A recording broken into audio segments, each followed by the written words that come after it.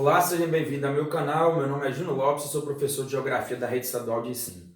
Na aula de hoje nós vamos falar do tema Reforma Agrária.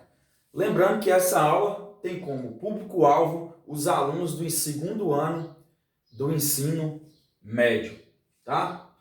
Mas o que seria uma reforma agrária? Nós sabemos que as discussões e os debates a respeito do uso e da distribuição de terras no nosso país é muito antigo, né? Mas é muito comum estar sendo, nos dias atuais, a discussão relacionada ao tema reforma agrária. Que é o quê? Políticas públicas, tá? Para desapropriação de terras não utilizadas, tá? É bom deixar bem claro isso. Cujo objetivo é o quê? É a implantação de assentamentos rurais com o objetivo de que o quê? A terra cumpra a função social. Tá? Então, o que seria essa função social da terra? Concomitantemente com a produção da terra, ela também tem o quê? Que gerar benefícios, né, para tanto os trabalhadores quanto aos proprietários da terra. Tem também o dever de fazer com que haja uma conservação dos recursos naturais também dessa terra. Então isso é a função social da terra. Além de produzir, tem que gerar um bem-estar a todos os envolvidos e uma conservação também dos recursos naturais ali observados no meio.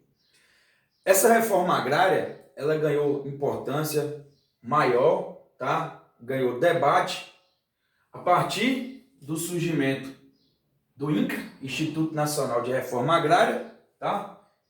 Na década de 1970, com o objetivo de fazer uma redistribuição de terra no nosso país e auxiliar também nessa questão. O que se observou naquela época, a partir daquele momento, que houve o quê? Uma contestação muito grande dos proprietários rurais, os grandes latifundiários, tá? Para que não houvesse nas suas terras o quê? Uma desapropriação, tá? Com isso, eles dificultaram essa desconcentração fundiária que existe no nosso país, com o objetivo de democratizar o acesso à terra. Então, não foi fácil para o INCRA, né, fazer essa redistribuição de terra, porque os proprietários dos grandes latifundiários começaram a contestar, tá, e dificultar essa democratização e o acesso à terra. Juntamente com o órgão nacional INCRA, surgiram algumas organizações, né, como a Comissão da Pastoral da Terra, CPT, e a CONTAG, Fundação da Confederação Nacional dos Trabalhadores na Agricultura. Foram organizações que foram surgindo ao longo do tempo com o objetivo de lutar, né, analisando a realidade para combater principalmente a fome, a pobreza e a miséria também. Dentro desse contexto, por volta de 1984, surgiu um importante movimento, o MST, que é o quê? O movimento do Sem Terra, tá? Inicialmente com João Pedro Stedley. Esse movimento, ele é importante no que diz respeito na apropriação do território, com um foco principal na reforma agrária. É um movimento cujo foco principal é a reforma agrária, que é o quê? Que é a desapropriação de terras não utilizadas para a implantação dos assentamentos rurais, tá? Por quê? Eles baseiam em quê? Eles baseiam o quê? Na Constituição de 1988, né? Nos seus artigos 184 e 186, que garante legalmente a redistribuição das terras improdutivas. Somente das terras improdutivas. Mas o que é uma terra improdutiva? É uma terra que não está produzindo o suficiente, tá? Ou que não está produzindo nada. Lembrando que é um grande latifúndio, um grande espaço de terra, que ou não está produzindo, ou não está produzindo o suficiente, uma terra improdutiva.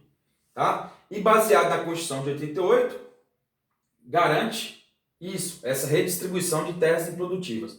E que ela tenha que ter uma função social, nós já falamos, tá? Com isso, existe, né, e prega a Constituição, nos seus artigos 84 e 86, uma desapropriação e para que haja uma distribuição igualitária das terras para produzir alimentos. Tá? Esse é o objetivo do Movimento Sem Terra.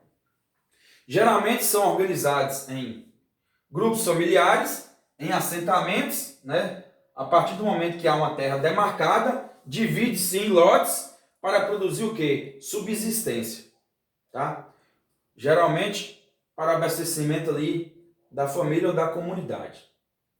É um movimento que tem os prós e contras, mas o que a gente deve salientar é o quê? Que é uma das principais organizações na luta pela terra que é consolidada no nosso país. Tá? Alguns atos dos movimentos não são muito bem vistos pela sociedade.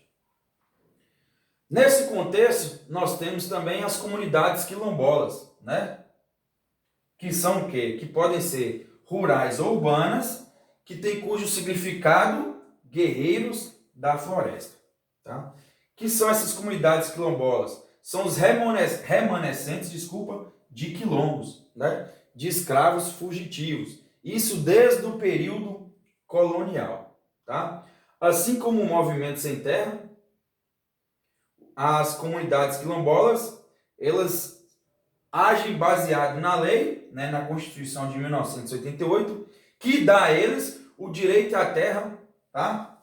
E a valorização e proteção da identidade étnica dos povos tradicionais. Ok? Essas comunidades quilombolas, elas almejam também a reforma agrária, que contemple eles, tá? Os seus remanescentes, a territorialidade quilombola. O objetivo é o que? A demarcação de territórios quilombolas, ok? Legitimados, regularizados em ambiente biofísico, tá? Convertendo os seus habitats em territórios próprios, legalizados pela lei, tá? As comunidades quilombolas almejam, tá, o espaço de terra regularizados para que neles possam produzir, sobreviver, manter as suas tradições, os seus costumes, a sua cultura, tá? Então, eu espero que vocês tenham gostado dessa aula. Vocês podem estar curtindo, compartilhando, dá um like. Se não é inscrito, vocês podem inscrever no canal.